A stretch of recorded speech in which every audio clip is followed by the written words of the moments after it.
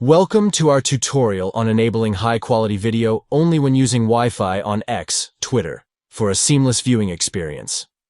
Let's walk through the steps together. Begin by opening the X app on your Android device. Once inside, tap on your profile picture at the top left corner of the screen. This will lead you to the next step. Next, select Setting and Support to access the Settings menu. From there, tap on Settings and Privacy to further customize your preferences. Now, navigate to Accessibility, Display, and Languages, and tap on it to explore additional settings. Look for Data Usage, and tap on it to proceed.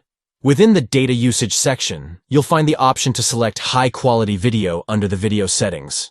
Tap on this option to enhance video quality, to ensure high-quality video is enabled only when using Wi-Fi.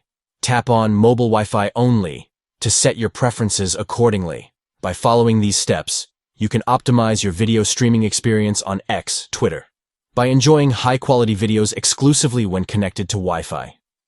Customize your settings to make the most out of your viewing experience.